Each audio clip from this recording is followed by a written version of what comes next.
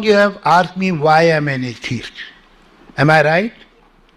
Richard Dawkins, who is supposed to be the god of atheism, uh, he interviewed me and he asked me, his opening question was, why are you an atheist? I said, because I think. That's all. The fact is that it is very strange that we who have a brain and all the parts of the brain are functioning, we are smart. Sorry. God is upset. Stop it. हमने जमीन और आसमान को जुदा जुदा कर दिया, हमने जमीन और आसमान को जुदा जुदा कर दिया। देखो ये बिग बैंग की मिसाल है। हम ये कहते हैं ये नहीं है और उसकी वजह है जमीन तो थी नहीं और आसमान तो कोई चीज है ही नहीं। और बिग बैंग के लिए आप मैटर कह सकते हो, मादा कह सकते हो, जमीन तो थी ही नहीं, आसमान भी कोई चीज तो। लेकिन उसको मिला के जब मौलवी ये कहता है देखो ये सूरह अंबिया की आयत ये आपको बिग बैंग का दे रही, तब हम तालियां मारने लग जाते हैं और फिर हम वही बात करते हैं कि देखो कुरान ने कैसे 1400 साल पहले कह दिया। So you doing exactly the same thing. बिस्मिल्लाहिर्रहमानिर्रहीम। अस्सलाम वालेकुम दोस्तों आज हम बात करेंगे साइंस के हवाले से वो मौक़िफ़ जो एथिस्ट अपनाते हैं और एथिसिज़म को या सेकुलर रिवायत के वो लोग जो ये समझते हैं कि जो साइंस है वो एक हतमी इल्म है और उसके ज़रिए से हम कायनात के राज़ों को समझ चुके हैं और कायनात के राज़ों को समझ जाने का मतलब ये है कि इसमें खुदा या खुदा के किसी भी तसव्वुर को बिल्कुल कबूल नहीं किया जाना चाहिए और साइंस को ही अपना मुद्दा भी समझना चाहिए और सब चीज़ों का हल भी। ये वीडियो ऐसे तर्ज़ फ़िक्र के लिए है जो ये समझता है कि ये कायनात में मौजूद तमाम राज जो हैं वो कायनात ने उगल दिए हैं और कायनात के तमाम राज जो है वो इंसान समझ चुका है और जो इंसान नहीं समझ रहा अभी वो समझ जाएगा। इस तरह के जो तर्ज़ फ़िक्र है उसके हवाले से ये वीडियो बनाने का मकसद सिर्फ यही है कि इस तर्ज़ फ़िक्र को एड्रेस किया जाए। इस तर्ज़ फ़िक्र में जो सबसे बड़ी प्रॉब्लम है वो ये है कि इंसान जो है वो ये समझता है कि उसका इल्म आहिस्ता आहिस्ता आगे बढ़ा है। बिल्कुल ठीक बात है, इल्म इंसान का आगे बढ़ा है तो इंसान ने साइंस को समझा, साइंस की इजादात को समझा, साइंस की इजादात ने जो यूटिलिटी फ़राहम की उससे इंसान की ज़िंदगी में बहुत सारे फ़ायदे हुए। इंसान का सफ़र जो है वो तेज़ हो गया, इंसान जो है उसने बहुत सारी सहूलतें उसको मैसर आ गई। गर्मी में ठंडक और ठंडक में गर्मी उसने कर ली, तेज़ रफ्तार सवारियाँ उसके पास आ गई, मेडिसिन जो है उस लाइन में उसने बहुत सारी तरक्की की। तो इंसान की यूटिलिटी के लिए जो साइंस का इल्म है वो बहुत मुफीद है। लेकिन क्या science ultimate reality of things समझ सकती है? क्या साइंस जो है वो उसने इस चीज़ को पा लिया है? इसके लिए बहुत इम्पॉर्टेंट बात है जो अब साइंटिस्ट ख़ुद ही कर रहे हैं। साइंटिस्ट ने पहले जब जो जनरल रिलेटिविटी की थ्योरी थी, जो ग्रेविटी के हवाले से जो बात थी जो आइंस्टाइन ने की थी, उसके ज़रिए से कॉस्मॉस में बहुत ज़्यादा डिस्कवरीज़ की, बहुत ज़्यादा चीज़ों को समझा। और मैं ख़ुद साइंटिस्ट नहीं हूँ, मैं तो सिर्फ एक तालिब इल्म हूँ साइंस का, और उसमें बहुत तरक्की हुई पिछले 200 साल के अंदर और स्पेशली पिछले 50-60 सालों के अंदर तो बेहद तरक्की हो गई। यानी इंसान जो है चाँद तक जा पहुंचा, जो इंटरगैलेक्टिक फ़ासले थे वो नापना शुरू कर दिए। इंसान ने आसमान को समझना शुरू किया, ज़मीन को समझना शुरू किया, बाहमी फ़ासलों के अंदर मशीनें चल रही हैं, अजराम फ़ल्की तक जा रही हैं और मुख्तलिफ़ स्टार्स और मुख्तलिफ़ प्लैनेट्स की जो हरकतें हैं उसको इंसान नोट करने के काबिल हो गया है। स्टैटिस्टिकल डाटा उसके ऊपर निकाल लेता है, उस पर तफक्कुर करता है, उसको समझता है।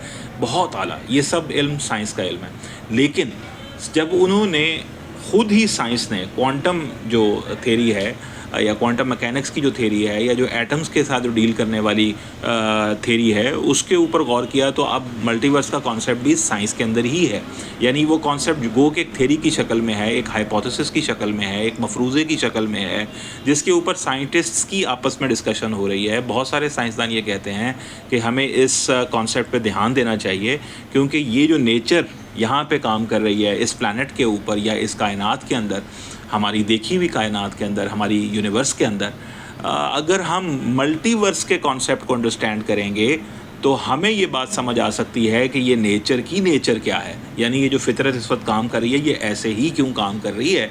इसके लिए ज़रूरी है कि इसकी मल्टीवर्स के कॉन्सेप्ट को भी समझा जाए। तो बिग बैंग के ऊपर उन्होंने गौर किया, बिग बैंग के बाद की जो गुफ्तगू थी उसके ऊपर गौर किया और उन्होंने ये कहा कि जो यूनिवर्स का क़याम है वो सिर्फ़ एक यूनिवर्स का नहीं है बल्कि मल्टीपल यूनिवर्सेस हैं जो पैरेलल हैं, जो ساتھ کام کر رہی ہیں، اس کی مختلف کلاسیفیکیشنز دیں، بہت سارے سائنسدان اس پہ کام کر رہے ہیں. اس پہ جو فیمس نام ہیں وہ مارکس ٹیگمارک ہے، برائن گرین ہے، اور جو ایک بہت بڑے فزسٹ ہیں جو کاسمولوجسٹ ہیں نیل ڈی گراس ٹائسن، وہ بھی اس تھیوری کو مانتے ہیں کہ یونیورس ہے وہ ایکسپینڈ کر رہی ہے، اور جو ملٹی ورس کا کانسیپٹ ہے وہ ایک تھیوری کی شکل میں ہی صحیح لیکن ایک ایسا کانسیپٹ ہے جس پہ دیکھا جانا چاہیے کہ یہ کیا ہے.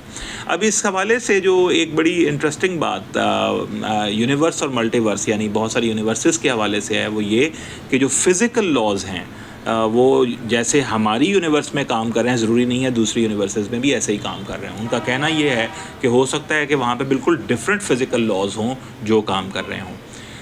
تیسری بات یہ کہ یونیورسز کا اتنا سارا ہونے پہ بہت سارا احتجاج سائنٹسٹ کی طرف سے ہی ہو رہا ہے. وہ یہ کہہ رہے ہیں کہ اس کی اس کو ٹیسٹیبلٹی نہیں ہے، فالسیبلٹی نہیں ہے، ہم اس کو امپیریکلی پروف نہیں کر پائیں گے کہ کتنی یونیورسٹیز ہیں کیسے ہیں. تو آپ تو اسی طرح سے ہی ماننا پڑے گا ہمیں جیسے ہم ایک مذہب کے ماننے والے لوگ ڈیوائن کو ماننے کا کہتے ہیں، کیونکہ اللہ کا جو کانسیپٹ ہے، گاڈ کا جو کانسیپٹ ہے وہ بھی فالسیفائیبل نہیں ہے، وہ بھی ٹیسٹیفائیبل نہیں ہے، اس کا وہ ایک بلیف کی صورت میں ہے.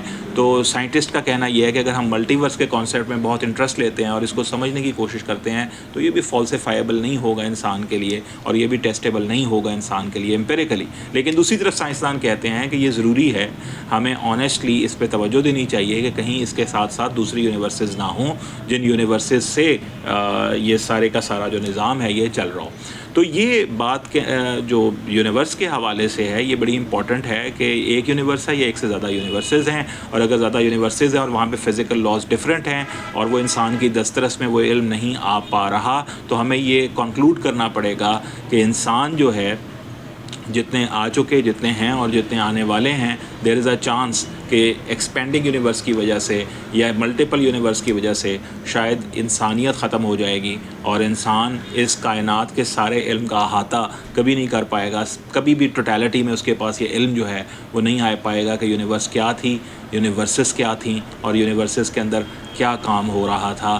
اور یہ اگر علم انسان کا ہمیشہ ناتمام رہے گا، نامکمل رہے گا، تو پھر ایتھیسٹ جو طرز فکر ہے جو سائنس کو صرف اپنے پرپس کے لیے ایکسپلائٹ کرتا ہے اور کہتا ہے کہ سائنس نے فکس کنکلوژنز اس یونیورس کے بارے میں دے دیے ہیں اور ان کنکلوژنز کی روشنی میں ریلیجن غلط ثابت ہو گیا ہے، ریلیجن کی باتیں بہت ساری ہوائی باتیں لگتی ہیں، یہ تو مختلف غیاب کی بات کرتا ہے، غیب کی بات کرتا ہے، دوسرے جہانوں کی بات کرتا ہے. یہ تو ریلیجنز جو ہیں یہ تو بات کرتے ہیں کہ 7 اسکائز ہیں، ارتھس ہیں، یہ تو یہ بات کرتا ہے جو ریلیجن ہے کہ مختلف مخلوقات ہیں جو ایلینز ہیں، کوئی فرشتے ہیں، جنات ہیں جن کو اب سائنس ایلینز کہتی ہے کیونکہ obviously whatever is alien to us is alien for us.